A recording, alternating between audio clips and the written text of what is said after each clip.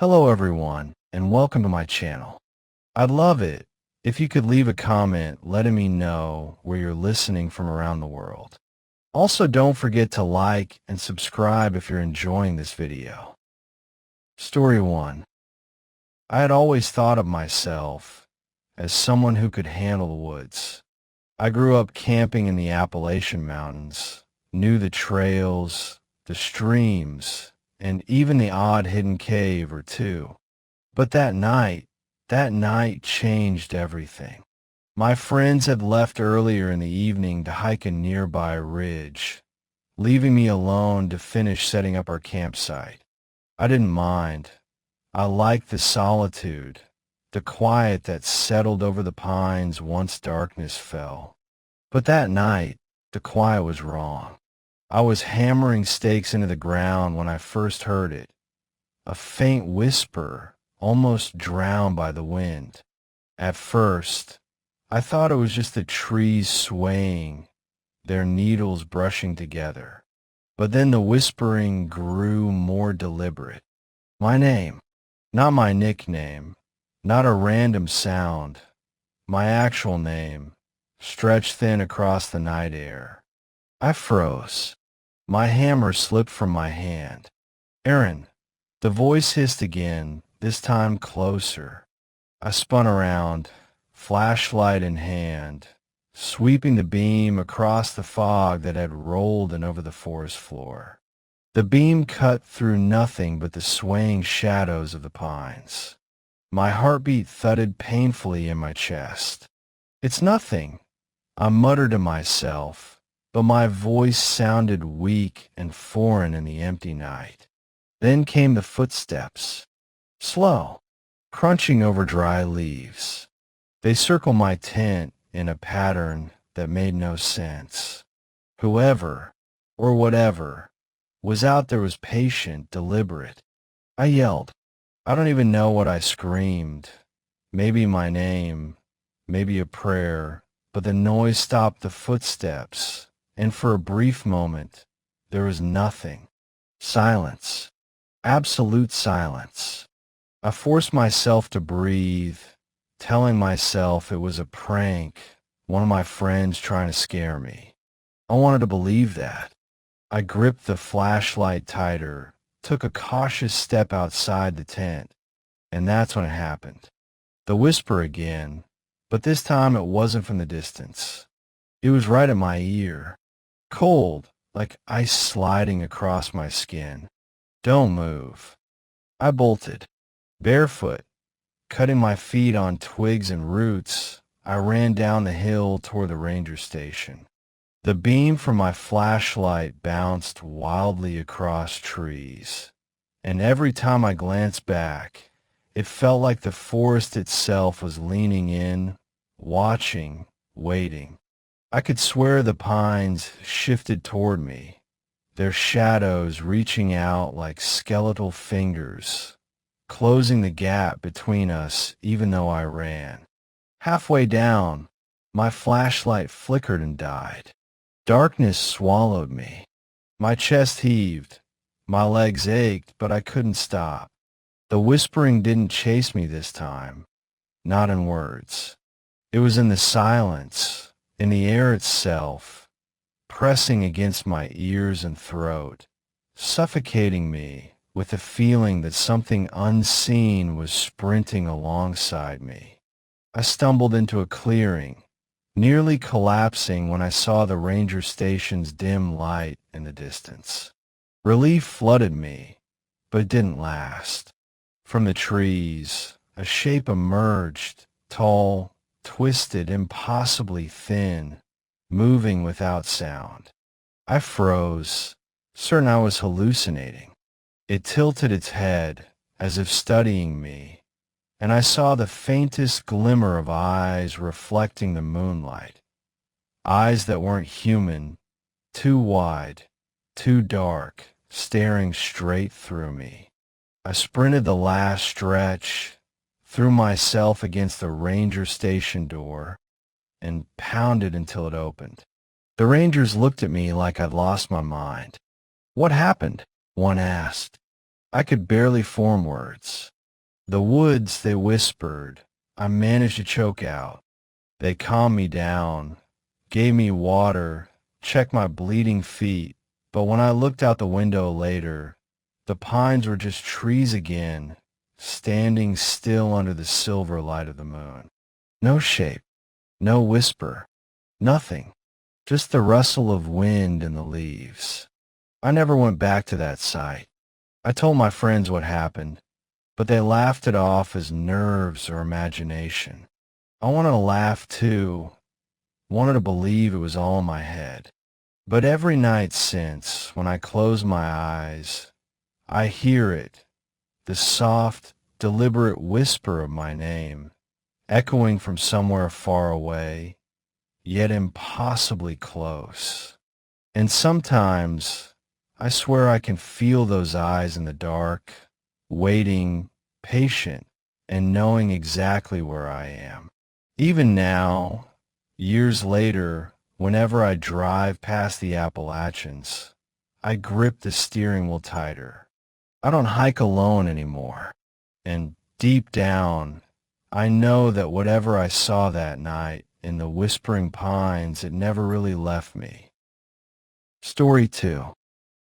I thought a weekend in the Olympic National Park would be just what my brother and I needed. 2 days of fishing, fresh air, and nothing but the sound of the river. We found a quiet spot by a bend in the river, away from the main trails, where the fog rolled in thick and heavy. By the time we finished setting up the tent, it was already seeping through the trees like a living thing. At first, it was kind of beautiful. The mist hung low over the water, curling around the trunks of pine trees, making the forest look like it belonged to some other world. We laughed about how spooky it looked and joked about ghosts in the fog. I went to gather firewood, and the fog swallowed me halfway back to the campsite. When I returned, my brother was staring at the river like something had caught his eye. Then we heard it, a sharp crack of a branch. My heart skipped, and I told myself it was a deer. My brother nodded, whispering, "Yeah, probably just a deer." Then, from somewhere in the thick gray mist, a voice whispered. Just one voice. "You shouldn't be here." We froze. My brother looked at me, his face pale in the flashlight's glow. We laughed nervously, trying to shake it off. Maybe it was just the wind or some hiker messing with us. But something about the voice didn't sound human. It was low, slow, deliberate, like it had been watching us for hours. I tightened my grip on my flashlight and scanned the fog.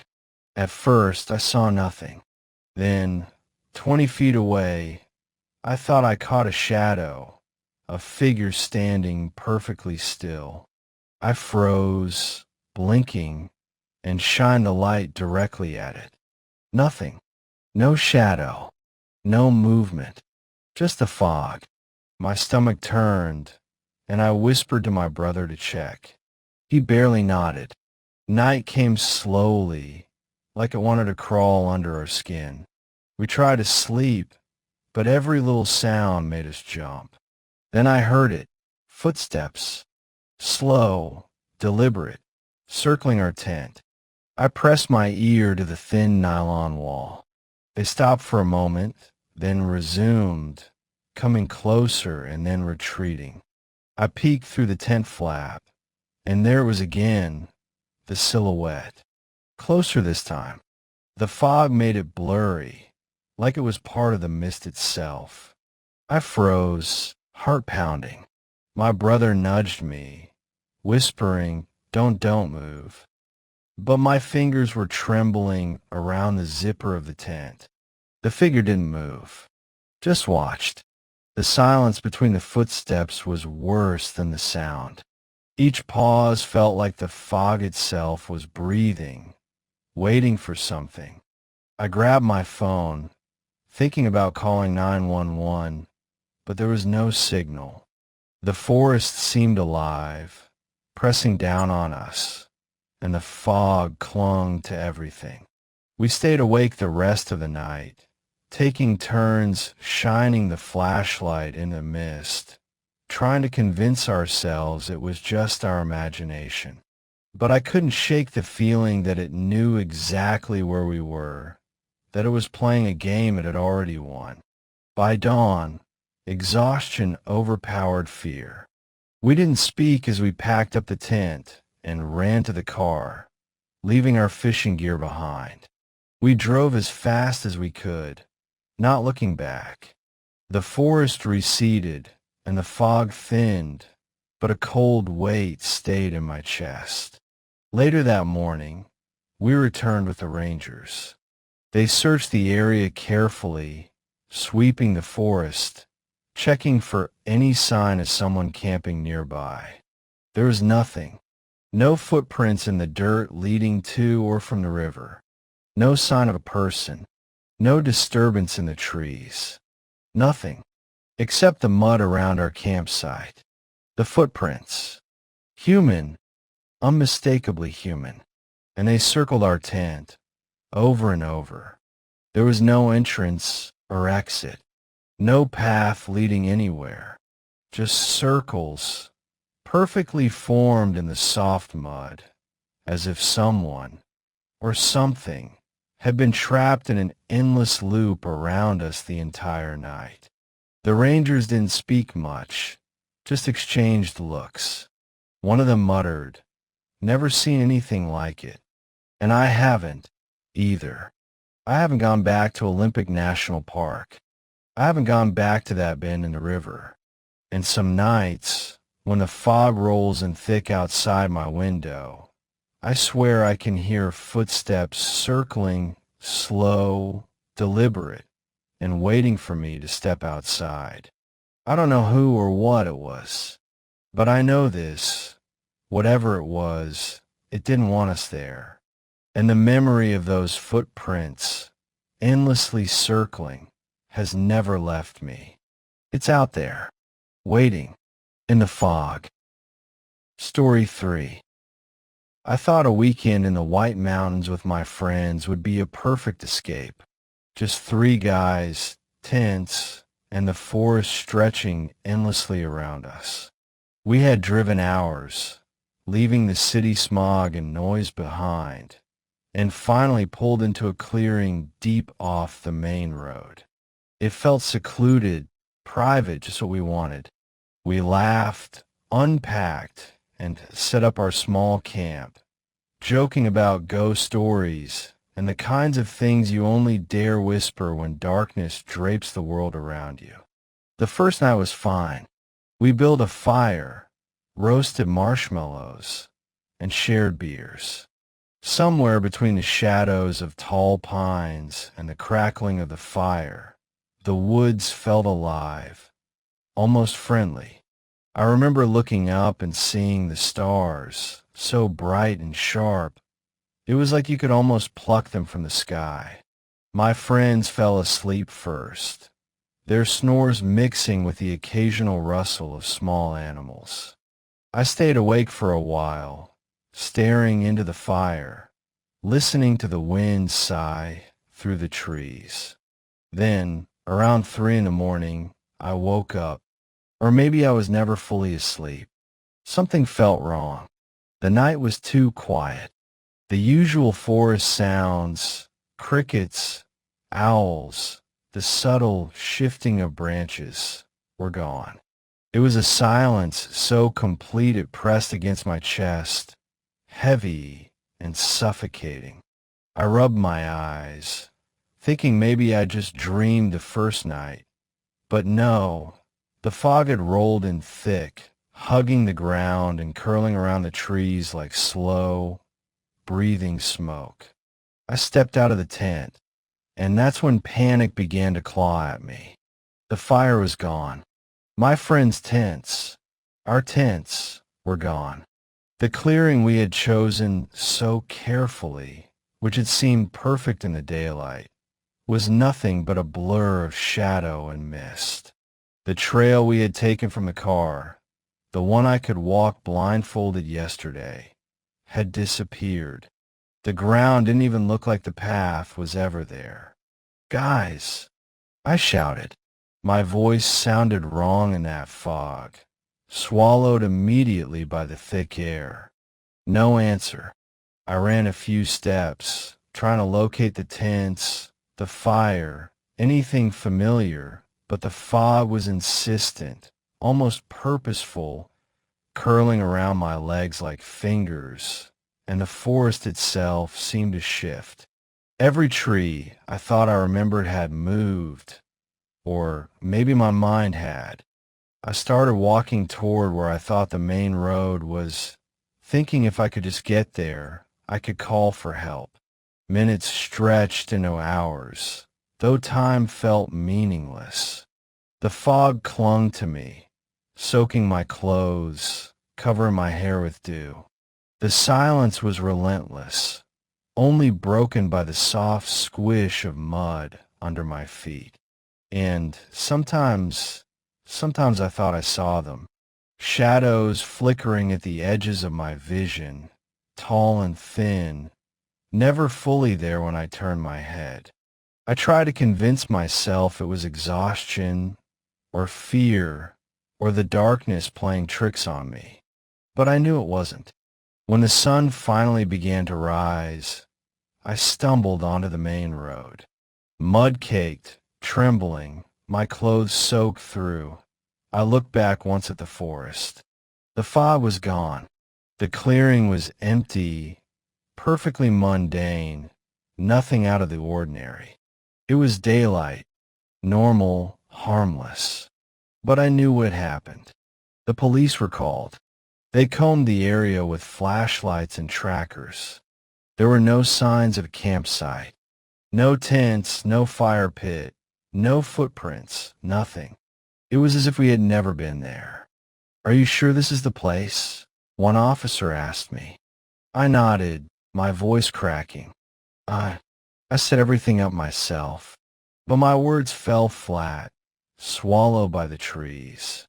They left with confused looks, and I was left standing at the edge of the forest, staring into the shadowed interior, where the fog had been, and wondering what had watched us, waited, and erased us from that small patch of the world for a few hours. I never saw my friends again, not after that night.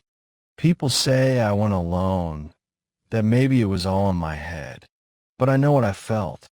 I know the way the fog moved, like it had awareness, like it had intention. I know the shapes at the corner of my vision weren't just shadows. Something waited in that forest, something patient, hidden, and hungry for the moment when humans believed they were safe enough to sleep. Even now, when I close my eyes, I can feel it, watching, waiting, counting the hours until I let my guard down again. And every time I drive past the White Mountains, I think about the clearing, and I swear I can see the fog rolling in before it even touches the trees.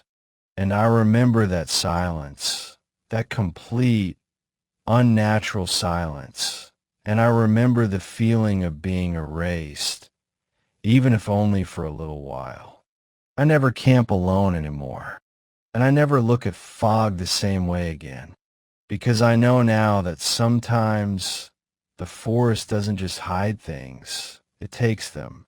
And sometimes it lets them go, just to remind you it could have kept you forever. It's been years, and yet the memory is as vivid as if it happened last night. That fog, that silence, I can still hear it, waiting for me,